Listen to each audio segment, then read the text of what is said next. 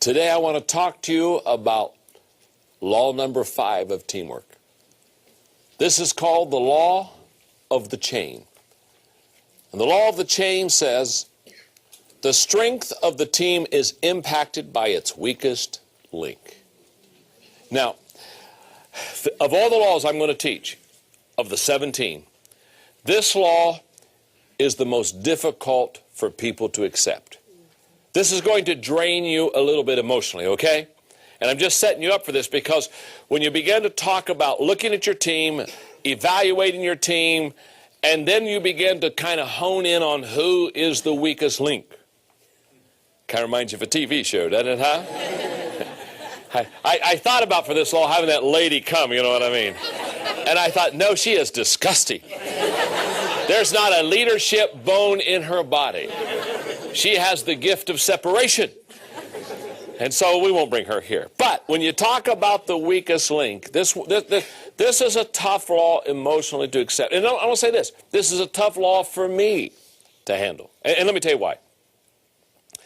I only have one goal in life. It's kind of a very simple goal. People ask me what I do sometimes. It's kind of hard to explain because, I mean, what do you do when when I just went to England, I had to, you get on you write all this information down and for the customs people, and, what do I tell them I do? I could tell them I speak, but they look at you and they say, well, I speak too, you can say I write, and they say, well, I write too, you know what I mean? So it's kind of a little bit hard. And somebody asked me, they said, well, what do you do? And I keep thinking, okay, what do I do? And then I said, I think what I do is I add value to people. That's what I do. I take people wherever they are, and I do my best to come alongside of them, train, equip, teach them, simplify the lessons very easy, and lift them to a higher level. I want to add value to people. Now, you take a person like myself that their goal is to add value to people, and you start talking about this law, the law of the weakest link. This is a very difficult law for me because I want everybody to succeed. Not only do I want everybody to succeed, I want to take everybody on the journey with me. In fact, this is a huge weakness in my life. And let me just take a moment and explain this to you, because what happens is I'm always going somewhere. I'm leading something.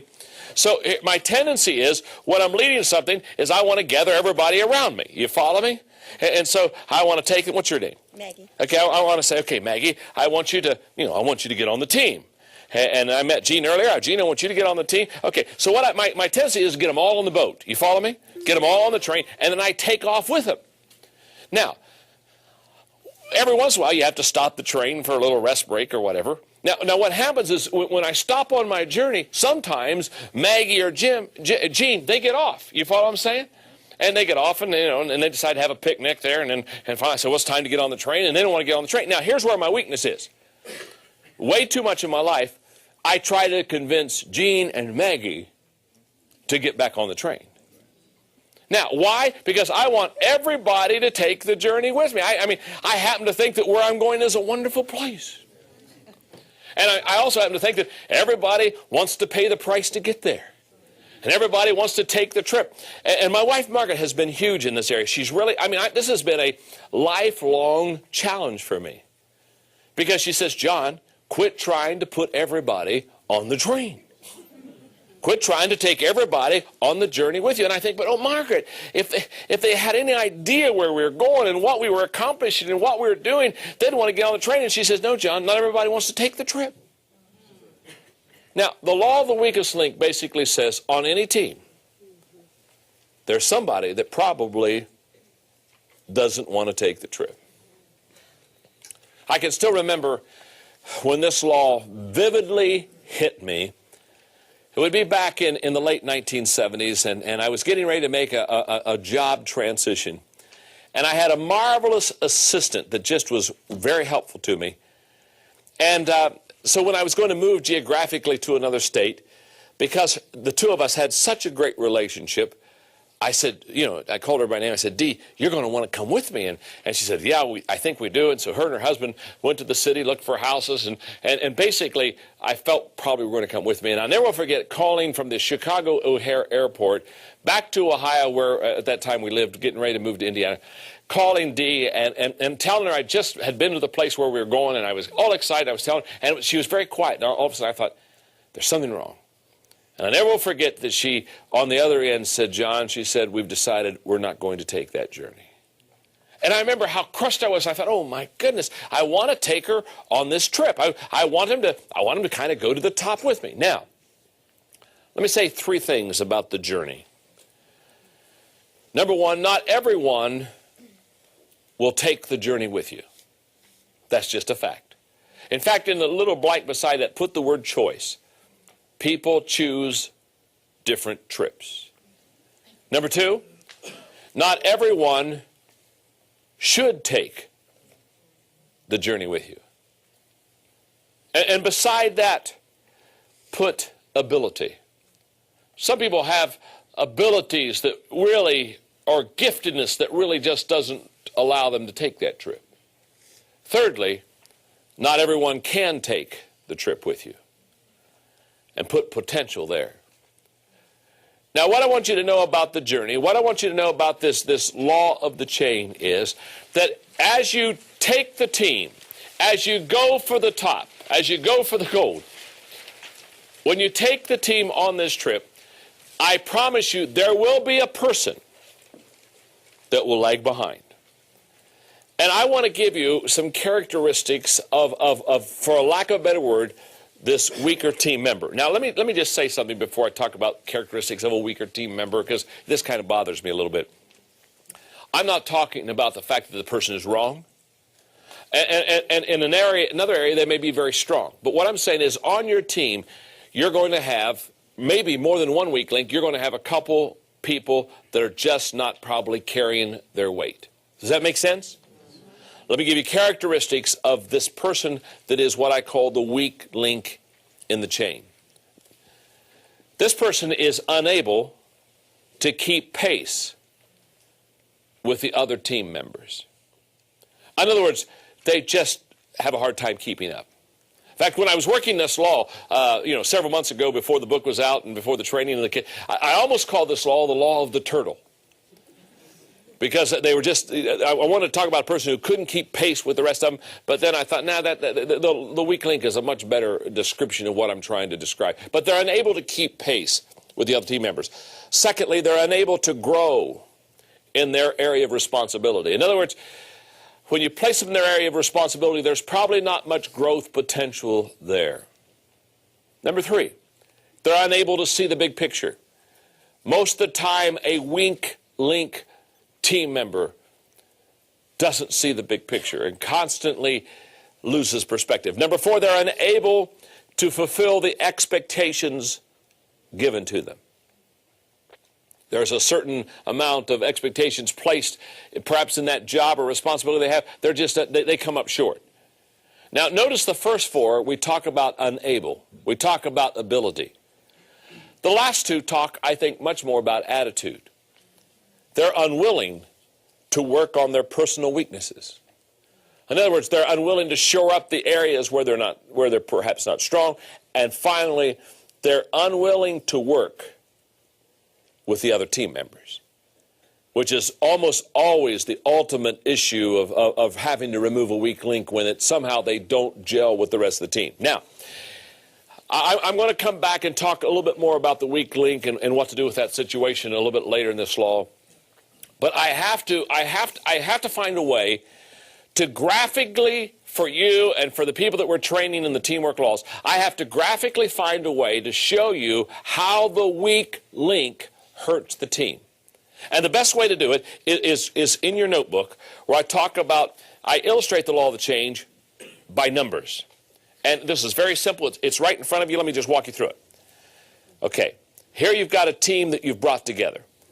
And you have 5 team members. Let's say the first team, they're all strong members. You have 5 10s, 10 plus 10 plus 10 plus 10 plus 10. Okay, that equals 50. You have a 10 average. But let's say on the team you have 4 10s and then you have 1 5, a weak link. Now look what happens immediately to the team.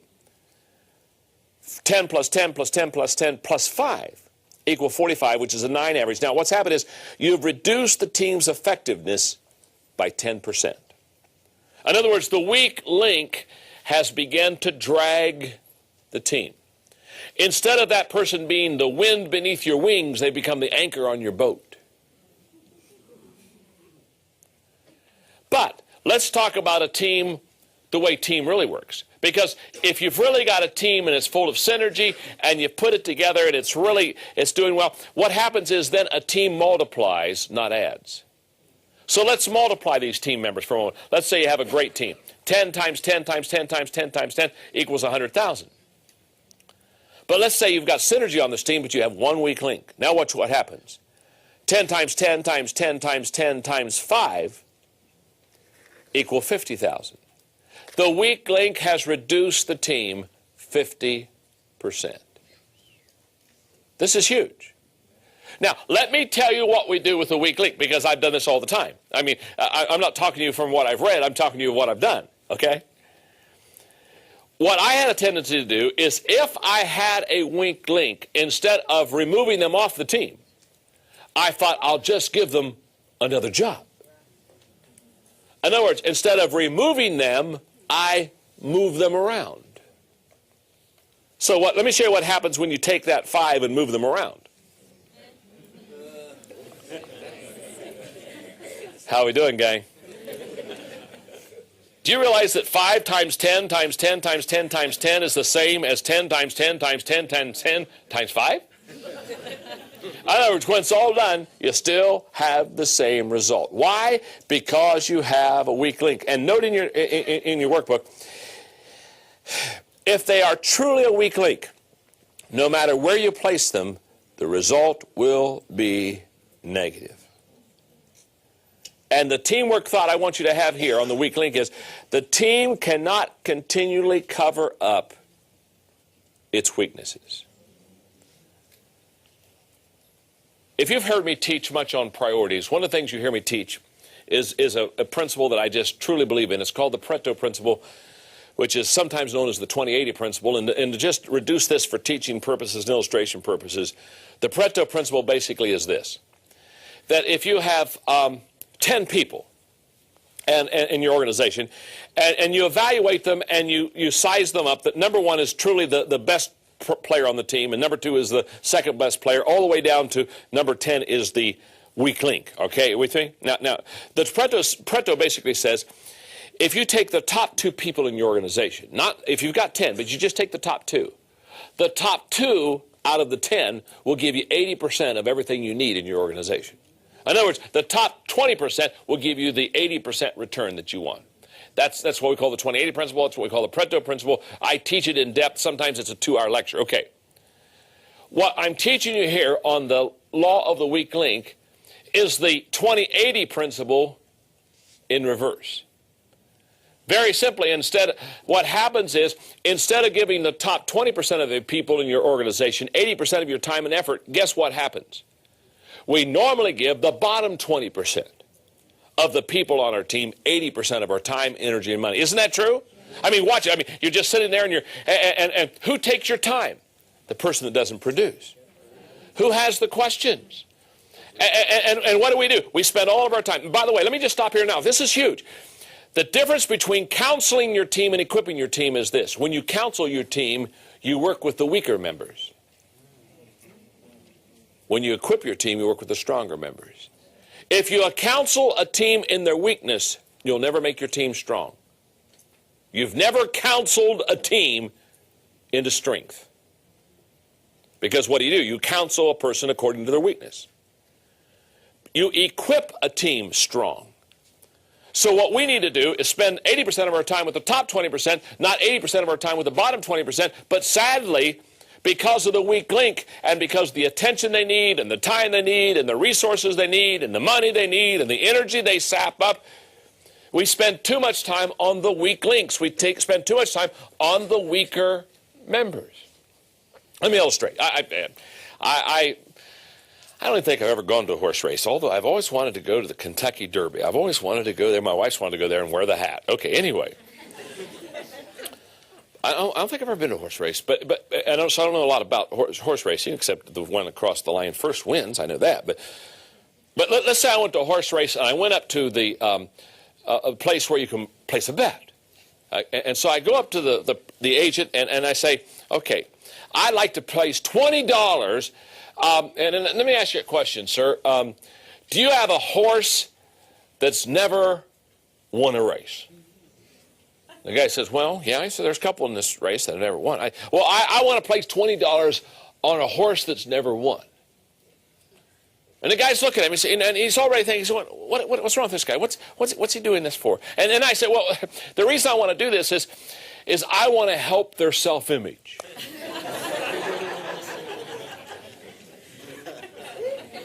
Now, why is it somebody at a racetrack would know I was stupid? But leaders working with teams all the time place their $20 on people that can't win. This is huge. It's the law of the weak link. And let's say, for example, on our team, and I'm the leader, there is a weak link. Let me give you some observations for your notes, because this will really help you. Until the weak link situation is corrected, number one, the stronger members will identify the weaker one. They always do. I promise you, you go home to your team right now in the business, and if you could have a candid conversation and say, on the team, who's the weak link? Can I tell you something? All the people that are strong already know who the weak link is. In fact, leaders evaluate very quickly. Leaders walk into the room and in 5 minutes size up the situation. They already figured who can, who can't, who should, who shouldn't, who will, who won't. Leaders evaluate very quickly. So if you go home to your team, it's not like if you tell them who the weak link is, it's going to be a discovery for them. You walk in and say, I just want you to know Charlie's the weak link on the team. The rest of your members aren't going to say, you're kidding. Never entered my mind that we're dragging Charlie. Never entered my mind. Observation number two, until the weak link situation is corrected, the stronger members will have to help the weaker one. In fact, let me put it this way. Well, number three will do it better. The stronger members, until the weak link situation is corrected, will become less effective. Why will they become less effective? Very simple. Because they're having to help Charlie. Number four, and this will always happen, until the weak link situation is corrected, the stronger members will resent the weaker one. After a while, they'll resent this person because they realize they are not able to give their best all the time because they have to cover for somebody else. And number five, the stronger members, hang on now, will question the leader's discernment and courage. Wow. All the team members, listen to me. If you're a leader of a team, let me tell you something. If you aren't taking care of the weak link issue on your team, I want to tell you something. The rest of the team members are looking at you, leader, and they're saying, when is my leader either going to discern this problem or when are they going to have courage to take care of it? In fact, let me say this. Your respect as a leader will be lessened if you don't deal with this situation. Number six, until the weak link situation is corrected, the weaker members will take more time than the stronger ones. That's just a fact. And until the weak link situation is corrected, the weaker members will want to hold on to their position. Oh boy, now let me tell you a fact about the weak link. They tenaciously want to hold on to their position. You do understand that, don't you? You know, you take a stronger member of the team, I don't mean this wrong, stronger member of the team, they always have places to go. And I mean, you say, no longer can we use you. They're saying, that's all right, I had 4 other options. In fact, there's some things, I got a Mount Everest myself I'd like to climb, and off they go. You don't never worry about the strong ones. They always have options. Leaders always have options. But if a person is the weak link, they don't have options usually. And they're the ones that hold on to tenure. They're the ones that hold on to title. They're the ones that hold on to position. They guard that sucker with their life.